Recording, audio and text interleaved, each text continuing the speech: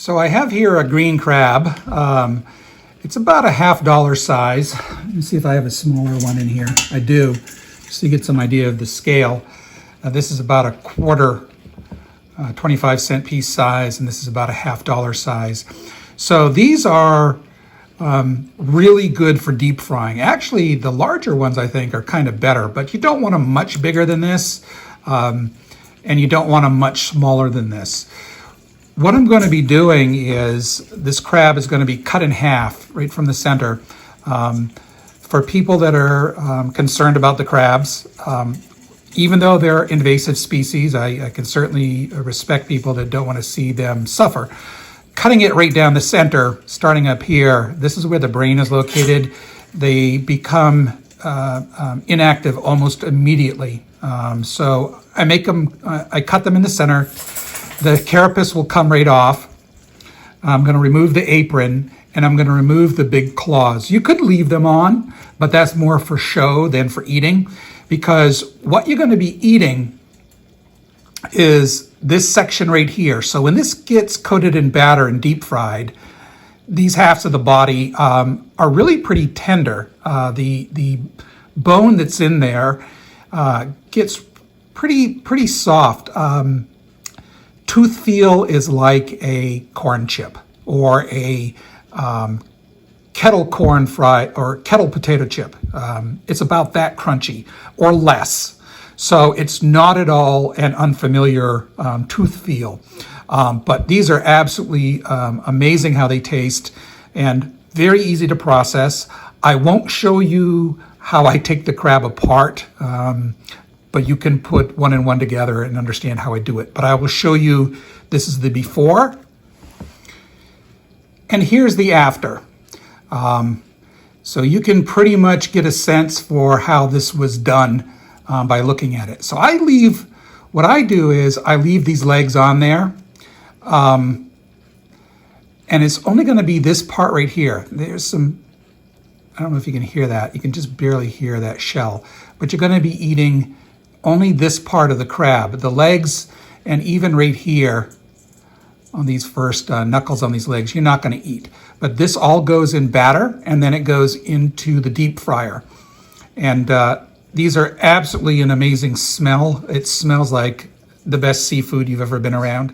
And they put it in the batter, and I'm going to coat that and then deep fry that at 375. Now this batter is pretty straightforward. It is 1 cup of gluten-free flour, 1/2 cup of milk, 1/2 cup of water. I sometimes use soda water, 1/4 teaspoon baking powder. That's baking powder, not soda. Don't confuse those two things.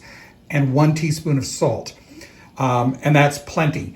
And I find that makes a pretty crispy green crab. And because you've already cut it down, all the real bony parts, you're going to be eating basically this part right here, which is very thin bone or very thin exoskeleton of the crab, and you're not going to really eat the legs. You're just using these to pick it up. I would love to see this on a menu somewhere, because I think this stuff would sell like hotcakes or crabs. So here they are in my deep fryer at 375, and they're looking pretty good. They smell amazing. It smells like, it smells like deep fried seafood.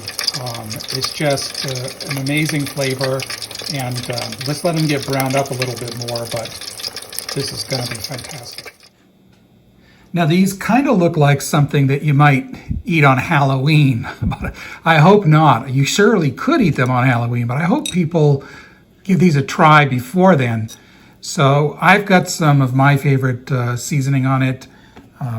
It's just a plain old standard Old Bay seasoning. You could put anything on it that you like.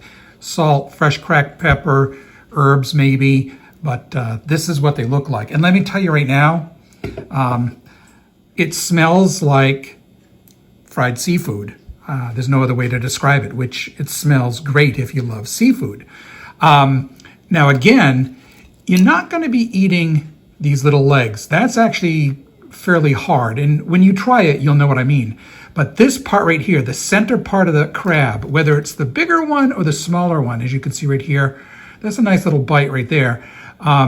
it's gonna have the tooth feel of something like a corn chip or a kettle fried potato chip. It's not that hard, but let me show you what it sounds like. I'm gonna be biting this part right here.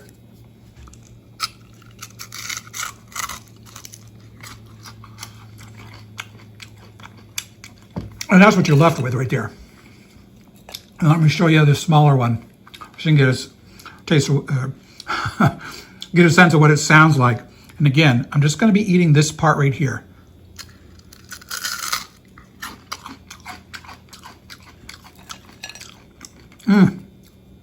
Now, if you wanted to try to eat those legs, you could. It's just that I don't find them nearly as soft and palatable. It's a really easy chew, and it's just so much flavor in these crabs when you deep fry them. Let me show you again, or I'll let you listen again. Actually, you can see a little bit of that meat right in here. It's just amazing. Of course, I got to open a Atlantic Brewing Company beer. Wow, that is so good. I bet I could eat, I don't know, easily a dozen of these things, maybe as an appetizer. I really hope that someday these end up on menus. A cheap item, maybe like lobster was a couple hundred years ago, but let me tell you, these are delicious. Creepy, but delicious.